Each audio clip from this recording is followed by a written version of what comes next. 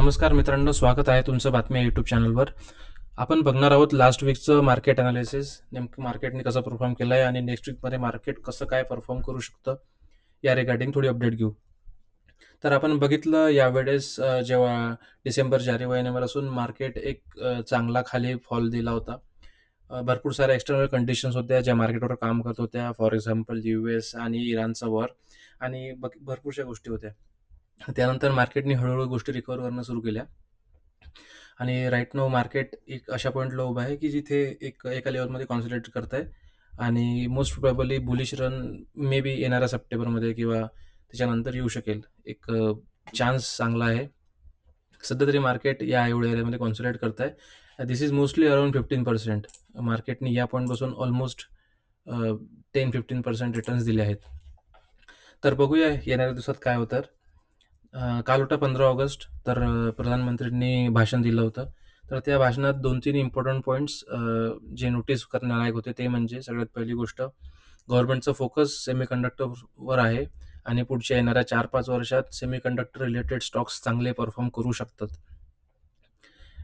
हे मी याच्यासाठी सांगतोय कारण नरेंद्र मोदींनी स्पीचमध्ये स्पेसिफिकली या गोष्टीबद्दल सांगितलंय. अराउंड 12 प्लांट्स सेट होणार आहेत ऑल ओव्हर इंडिया आणि त्यातले समथिंग 2 ते 3 प्लांट्स गुजरातमध्ये सेटल होणार आहेत. आणि प्रत्येक इन्व्हेस्टरनी, प्रत्येक ट्रेडरनी स्पीच कालची बघा कारण त्यातून एक थोडा इन्साईट येईल, की पुढच्या येणाऱ्या 1-2 वर्षासाठी, 3 वर्षासाठी किंवा पुढच्या 5 वर्षासाठी काय होऊ शकते, या रिगार्डिंग थोडासा अपडेट भेटतो. तर आपण बघू असे 2 स्टॉक जे येणाऱ्या काही दिवसात चांगला परफॉर्म करतील किंवा चांगले रिटर्न्स देतील. तर त्यातला पहिला स्टॉक आहे BHEL. BHEL लास्ट टाईम 2007 मध्ये या लेव्हलवर ट्रेड करत होता आणि तो परत आता 2016-26 मध्ये एक त्याच पॉईंटवर ट्रेड करतोय. तर रिसेंटली स्टॉक या पॉईंटपासून एक चांगला त्याने रन घेतला आहे. त्याच्यानंतर थोडा थांबला आहे आणि या पॉईंटवर कॉन्सन्ट्रेट करत आहे.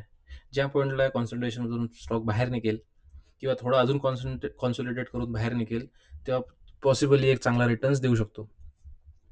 तर बघा, वेट करा आणि मी कुठल्याही फर्मसोबत किंवा सेबी रजिस्टर नाही आहे. मी जस्ट माझं ॲनालिसिस शेअर करतो तुमच्यासोबत. तुम्हाला काय वाटतं तुम्ही कमेंट बॉक्समध्ये नक्की सांगा. तर जर हा स्ट्रक्चर जर इंटॅक्ट नाही राहिला आणि जर स्टॉक जर फॉल झाला, तर हा स्ट्रक्चर ब्रेक होऊ शकतो आणि मे बी सेटअप पण फेल होऊ शकतो. नेक्स्ट स्टॉक आहे एक एंडुरन्स टेक. याच्यात ही लेवल अशी आहे की जिथे मार्केट रिटर्न जातोय. 2-3 वेळेस ट्राय केलं की इथून ब्रेकआउट करायचं पण झालं नाही. ही जी लेवल आहे, इम्पॉर्टंट लेवल आहे. इथून 2-3 वेळेस आणि या स्टॉकमध्ये परत याच मार्केट प्राईसला स्टॉक उभा आहे.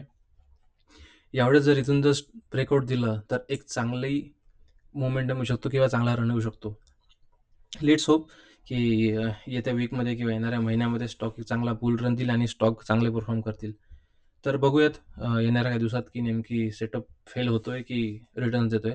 तोपर्यंत तुम्ही चॅनलला सबस्क्राईब करून घ्या आणि येणाऱ्या भविष्यात असेच आपण व्हिडिओ घेत राहू regarding stock market, mutual funds आणि इन्व्हेस्टमेंट रिलेटेड. तर त्यासाठी सपोर्ट दाखवा. धन्यवाद.